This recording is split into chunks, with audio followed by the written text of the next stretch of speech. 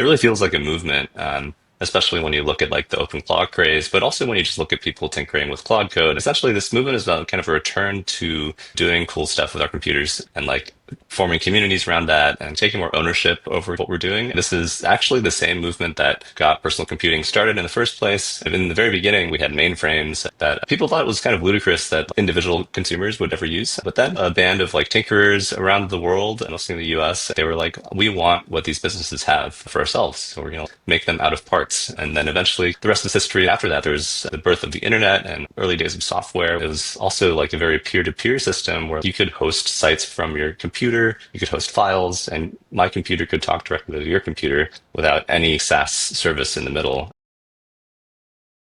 Welcome to this week's episode of Rough Magic, where we explore how LLMs are changing the shape of work with real demos. So today, our guest is Ben. Hey, Ben. Hey. I'm your host, Mark.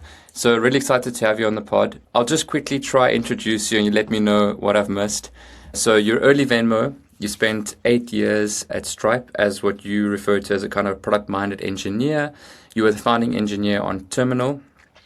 And you're now a co-founder of Zoe Computer. And you've also run a lot of talks, for example, on Maven, where you discuss, how to work with AI, and you termed a phrase called velocity coding, which I think, hits home. You're also known as the 9K per month cursor guy to some people. And yeah, with so you've described it as Amazon for your grandma on your launch, and you've also been seen to wear Pegasus wings all over the place. So yeah, whatever I missed. Yeah, that's a great intro. Wow, very, very, very comprehensive. I'm impressed. Yeah, that's basically me in a nutshell. I accidentally spent like $2,000 in like 3 hours the other day using an agent swarm. So that was a nice surprise. But yeah, be careful out there if you're kind of like doing a lot of agents at once. It's very easy to burn tokens quickly. But in any case, here to talk about Benzo Computer mostly, the kind of thing that I've been working on since leaving Stripe back in 2023. That was a very full intro, so I'll skip the slide, but kind of like just, I want to talk like a little bit at a high level about kind of what's going on in our industry, which I think is like very exciting. It really feels like a movement. Especially when you look at like the open Claude craze, but also when you just look at people tinkering with Claude Code and setting up their own kind of like environments for building stuff. And I think essentially this movement is about kind of a return to kind of doing cool stuff with our computers and like forming communities around that and kind of like taking more ownership over kind of what we're doing. And kind of like importantly, this is actually the same movement that kind of got personal computing started in the first place, kind of like a brief trip down kind of memory lane and history. And in the very beginning, like we had mainframes, which were like these expensive, large business machines that people thought it was kind of ludicrous that like, individual consumers would ever use. A band of like tinkerers around the world and mostly in the US kind of just wanted that. Like they were like, we want what these businesses have for ourselves. So we're going to like kind of make them out of parts. And then eventually kind of like the rest is history, like kind of Apple Computer bloomed out of that very rich kind of like a community. Since then, like immediately after that, there was kind of like the birth of the internet and kind of like early days of software, which is also very kind of wild and kind of bottoms up. It was also like a very peer-to-peer system where like it was kind of a simpler day where like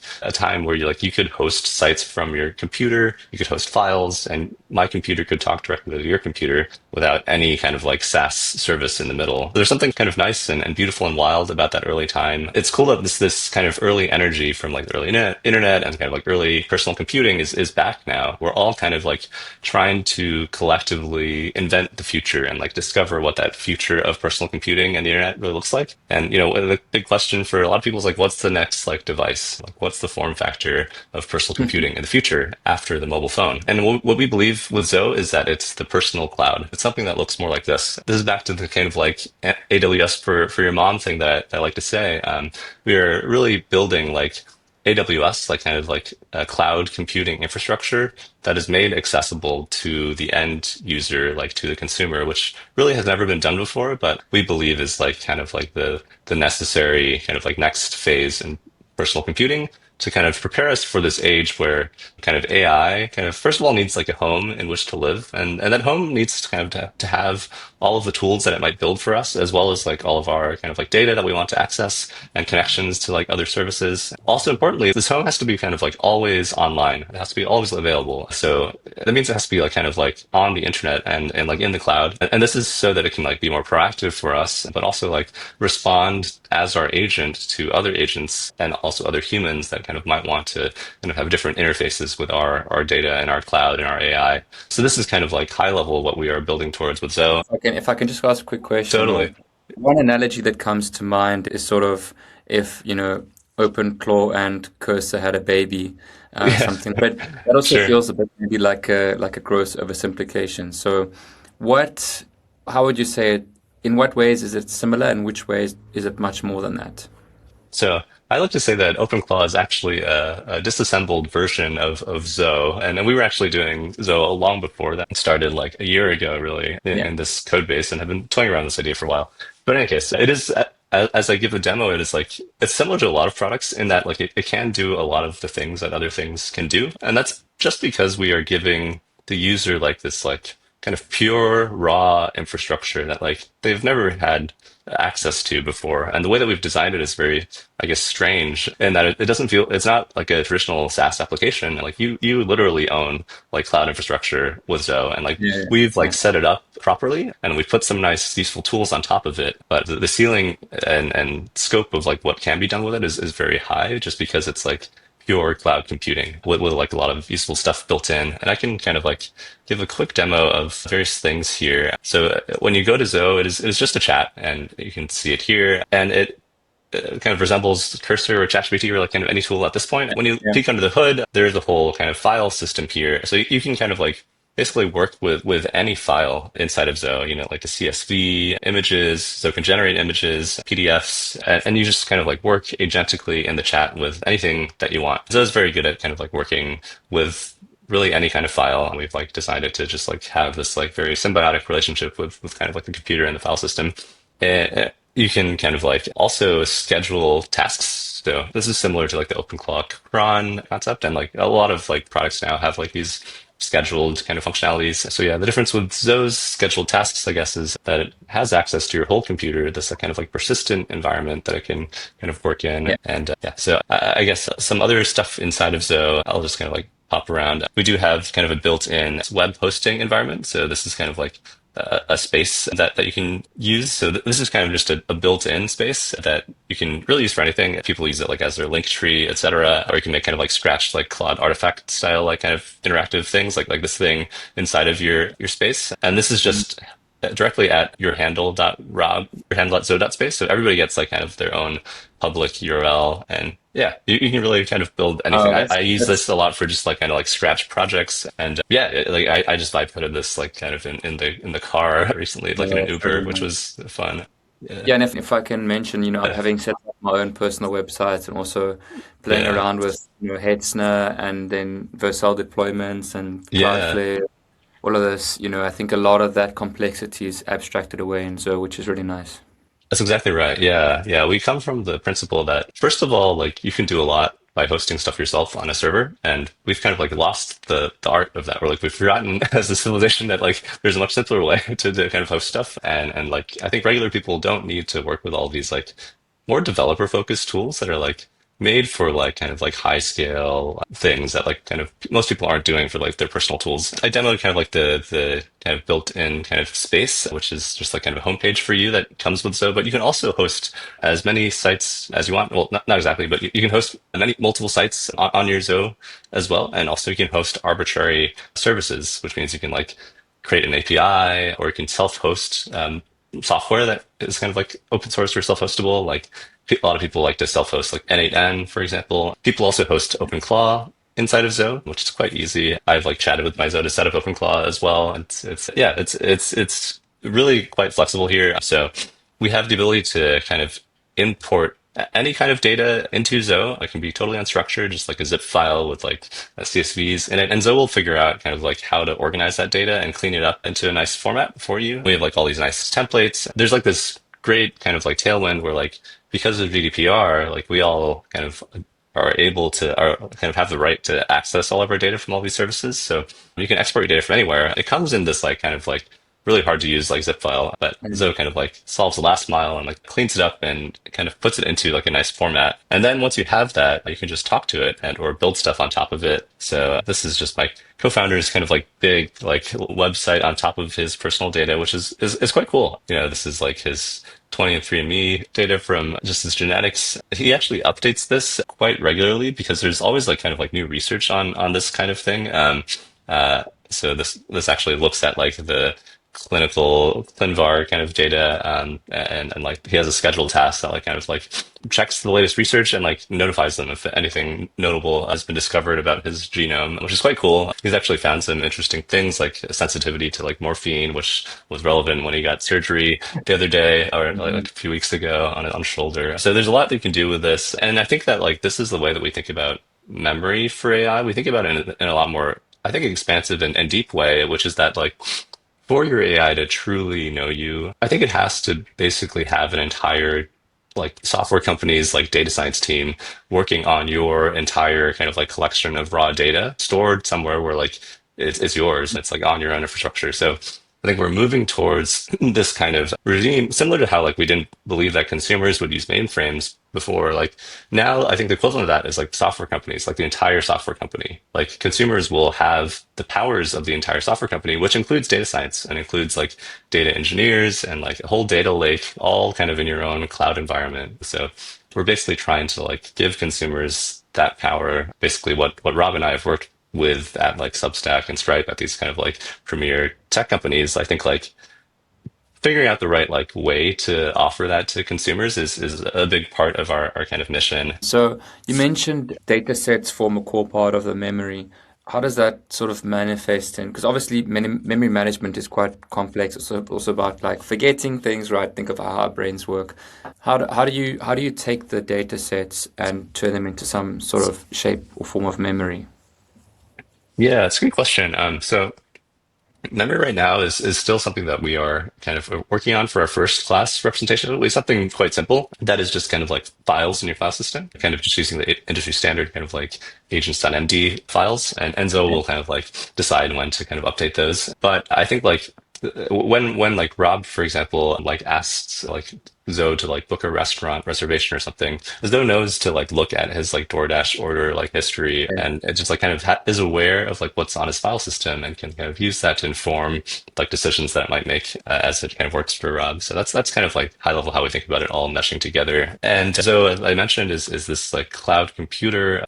It's basically data center grade hardware that we give you. It's like fully set up. It's not kind of like a bare metal like VPS like you might get on Hetzner. The networking has been made like much simpler, and it's much harder to like shoot yourself in the foot, I guess, in this context than if you were to go off and try to build it yourself or even use like some of these like kind of one click deploy solutions. We And try to and it's like kind of persistent. Yeah, and it's persistent as it well. is So yeah. persistent. Yeah, exactly. That's right. Yeah, so you can think of your Zoe as this like kind of like persistent but elastic machine, which is quite interesting and different from other things. Where like you don't just get like kind of fixed hardware resources with Zoe, you can kind of like scale up your machine as needed to like the compute that you need in the moment, like in the given like kind of minute that you're working with it. So uh, another interesting thing is like the hardware is totally flexible. So like we have a beta feature where you can switch your Zoe to like a GPU machine if you want to like run some local inference for like an hour or something, which is going to be very exciting, I think, for users to be able to like have that full privacy and like kind of if they want to like kind of turn on a mode where like everything is just going on their machine and it's not hitting the internet at all. We also kind of like do snapshotting. So it's very easy to roll back your machine at any point in time. So like if your agent makes mistakes or if you just kind of like lose something, it's very easy to kind of like get back to it. Uh, yeah. Nice, nice. And Uh, one of the things I noticed when I was onboarding to Zoho myself is that you can bring your own keys, which is probably something you're going to show me right now. So that's yeah, neat. that is right. Yeah, yeah. Yeah, you predicted me. Yeah, so with Zoho, there's all these built-in integrations. First of all, you can just like kind of text to your Zoho, which is great. A lot of people like that feature. You can Telegram it. We're adding like Slack and Discord soon. So you just chat with Zoho wherever you are. And yes, as you mentioned, you can bring your own API keys from any kind of provider. And you can also bring Claude Code, Codex, and Gemini coming soon, which is quite cool. This is equivalent to like using Claude Code inside of like VS Code. We do it in the same way, which means that like Claude Code is like basically running as an agent on your computer, and we just kind of like show you what it's doing in our UI, and we give it access to like the various like tools that Zoho has, which is kind of a nice middle ground that people really like. Again, there's like as I mentioned, like multiple integrations that make Zoho really useful. There's like the texting, there's you can email Zoho at this like built-in email address. You can also kind of like connect to various like services, and we're always expanding these built-in integrations and making them better and richer. You can also always ask Zoho to like build something for you. People often will be like, I want Zoho to connect to my Calshi account, and then Zoho will ask for an API key and then tell you where to put it, and that's super useful as well. There's built-in browsers for kind of like remotely browsing sites that you might have access to. So you can kind of log into Zoho's browser and do stuff in there. Also, you can accept payments on any website that you create with Zoho, which is quite nice. We actually have a bunch of small businesses using Zoho to run their websites.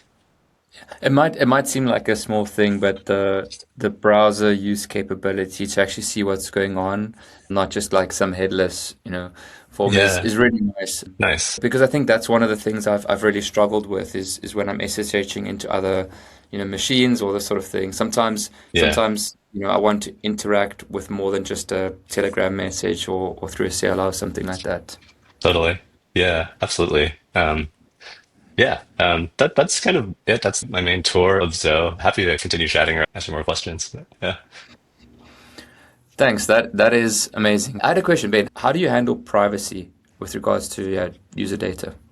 Yeah, it's a good question. So as I said before, we are not a standard SaaS application. Like what we're trying to do is give users their own personal cloud. Basically, that is equivalent to like when AWS or like Vercel has a relationship with like a client or a customer of theirs. Like you don't think that like AWS is going to like kind of access your server or like mess with your data. That your data is yours and it's running on your infrastructure that you are kind of like renting from them. So that's very much how we have designed Zoho as a system. And I think like speaks to kind of like the privacy that is like core to it. Even this application that it's running right now, it's not in some centralized place. It's actually running directly on your server. So that also kind of like gives you kind of a sense for how we think about the system. Basically, all of your data is local to your server, and a lot of kind of like the AI settings and memories are also local to your server, which means that besides like, when you use like an OpenAI or an Anthropic, obviously like your data will go over there, Yeah. but we will have more options on that front. Okay. Obviously, at some stage, local models may progress towards something where that becomes extremely interesting as well. Yeah, totally. Okay, so would it be fair to say kind of the secret sauce or the primitive of Zoho Computer is that it's persistent, it's got personal context, basically your file system, and hosted runtime. It seems that is what kind of makes it magical. Yeah, I think that's right. Yeah, that's a very big part of it. It's persistent, it's in the cloud, and it's fully yours. It's your own cloud. So thank you so much for the demo. It's been amazing. A few questions just before we wrap. Yeah. So, as a product-minded engineer, what are the most important skills for this kind of strange new world we find ourselves in? I think the main skill is to be even more product minded. I think that is the thing that really kind of like bubbles up to the surface now in kind of your skill set is both your ability to kind of like have the right intuitions and kind of like design choices, but also to be able to kind of like execute on them quickly with agents and kind of like iterate at this kind of new pace, which is really very different from just a year ago. And based on your experience with, what you refer to as velocity coding, I mean, even now, right, you mentioned you just burn some a significant amount on some agents. What tips can you give to product builders who want to avoid brain rot, atrophy? I think for me, coding has always been about like trying to operate at like kind of peak flow state. I think when you're in that peak flow state, you're like, you're really cranking. You're like using all of your cylinders. And in this day and age, because like less of the time and focus is spent on like writing the code, that lets you kind of like do more in parallel. You're kind of like switching between like these different tasks. But even when I was like just writing code, I was also like mentally switching between different tasks. So I think just the tasks have changed and the tasks more look like kind of like orchestrating like a set of agents in like a strategic way to accomplish some larger goal, often many goals at a time. And there are many ways to approach this, but for me, I think a big part of it is kind of building your own systems and principles about it, and not just kind of like using something off the shelf or like using something that somebody told you to use. Just really inspecting it and understanding like why you're using it and what it's doing and comparing different things. I've gotten where I've gotten by like experimenting a lot, and I actually do it completely DIY compared to people that use all these fancy tools. Like I have my way of doing it that I've evolved and I really like it. And yeah, yeah. What is that way? Yeah, it's really a mix of tools, but I have the kind of core focus loop that is, I like to use a standard IDE like Cursor because I like to look at the code and the diffs and browse around. So like Yeah. my big task is always like in an IDE, I'm still like kind of understanding the code. And then I have a bunch of like sub agents going in different channels, often with Zoe nowadays, actually, which is cool. But I have some like Claude Code terminals as well on the side. And I just have like a particular practice, I guess, that works well for me, but it's like very much like for my own brain. Yeah. Okay, awesome. Yeah. Thanks. Yeah. And yeah, thank you so much for giving us a demo of Zoe and talking about the personal computing revolution, analogies back to the days of mainframes. For anyone who wants to get in touch or follow you, where can they reach you? Yeah, definitely just go to Zoe.computer and you will find kind of our Twitter. You'll probably find me posting about Zoe there. I'm also on LinkedIn. Yeah.